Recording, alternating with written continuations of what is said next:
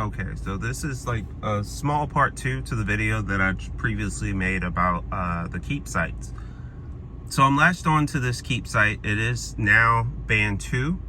It was band 25, now it's band 2. And it was 10 megahertz, and now it's 15. Oops.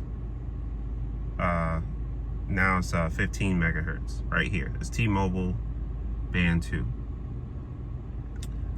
Do a speed test, and I'm in a neighborhood right now, lots of apartments, low income neighborhood at the moment where I'm at,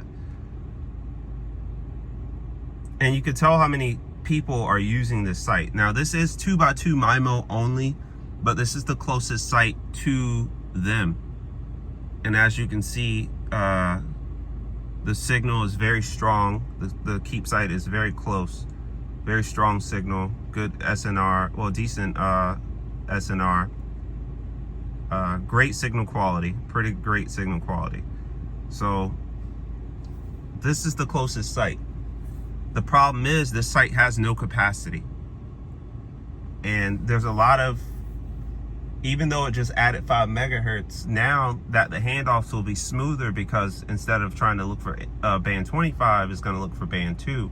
So the handoffs will be smoother because T-Mobile sites do band 2, but it's a catch-22, because now it's going to be on the keep sites even more, and they don't have the capacity that the T-Mobile sites are getting. Now this will be converted eventually. This tower has no permit out right now, so it's no time soon, even though T-Mobile claims that every keep site will be done by the end of the year. I don't believe them.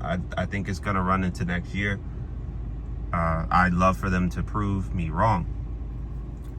So this will be fantastic coverage and speeds once T-Mobile converts it. But until then, this is a worse experience in the area. People may leave T-Mobile because they're not going to be in peak hours. This tower just goes to what, 1-2 megabits.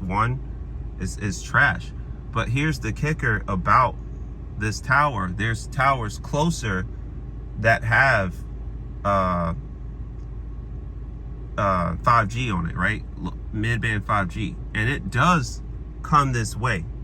The problem is, now that this is band 2, this tower is going to absolutely refuse to give you that N41, right? It's going to refuse it. So as you can see, normally what I would do when it was band 25, if I did an airplane mode, it would latch on to band 2 from a further site with N41, and it will use that, and then the experience would be much better. Now that it's band 2, forget about it. No, it's not going to do it. So I'm going to force it.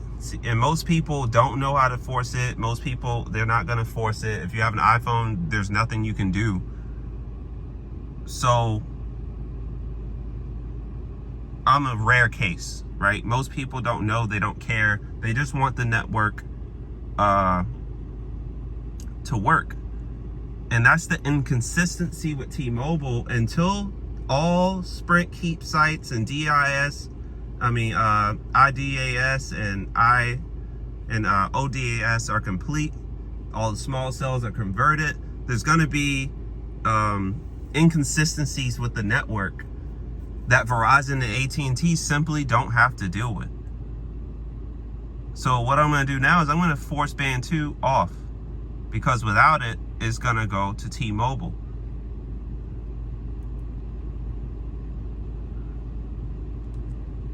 All right, I forced it off, and sure enough, 5G has kicked in.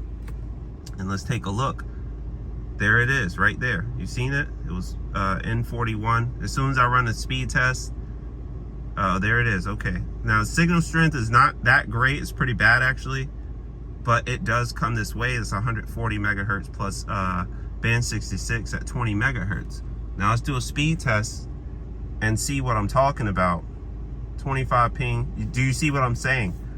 So, because this tower is not converted, the people in this area technically can get hundreds of megabits per second, but they won't get to experience it because this tower is now band 2 and is too close. Granted, it got an extra 5 megahertz of spectrum, but that doesn't matter when it's 2x2 MIMO, and it just pretty much took away any hopes of these people getting this kind of speed until this tower gets converted. Once again, this tower has no permit to be converted anytime soon. So this problem in this area, T-Mobile doesn't suck in this area, but people are going to say, yeah, they do, because the speeds are slow. Even though from a further site, no problem, they can experience great speeds. And I can tell you there's 2 sites that actually can give a signal here. This one's Mary Camp, and then there's another one off of Baseline. Both of them can add N41 to this area. So you're just gonna have a bad experience until these keep sites are dealt with. And that's the part, you know, that kind of sucks. Yes, it adds coverage where T-Mobile didn't have it before, but some of these are just density plays. You know, this is clearly, if you look at the bars and stuff, this is weak T-Mobile coverage, so they need the Sprint keep site to, you know, get better coverage out of the site. And they will be able to do that now. Now, Verizon is also on this stealth site. It is LTE only. They don't have a permit either. Take a look, but their performance is much better, much more consistent, because they're not going through a merger right now. So as far as consistency goes, Verizon's gonna win. T-Mobile's going through a merger. Their spectrum bands are all over the place. It's not uniform, and that's gonna lead to a very inconsistent experience for T-Mobile customers unless you're in the area with no keep sites. My county has a lot of keep sites. My county has, I think, 17 or 18 keep sites, and then they have 3 keep sites called elevation keep sites, where T-Mobile and Sprint are on the tower, but Sprint has the better elevation advantage, so T-Mobile's going to decommission their own site and go up to the Sprint site and convert that instead, increasing coverage and all that good stuff.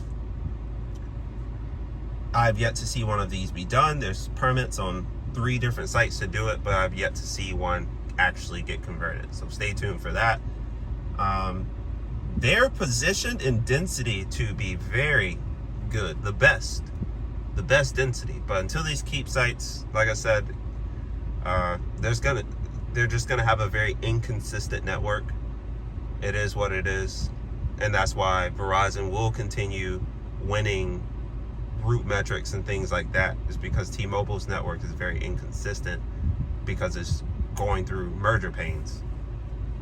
But that's going to do it for the video. Don't forget to like, share, subscribe. Follow me on Twitter at Terrell352. And until the next video, I'm out.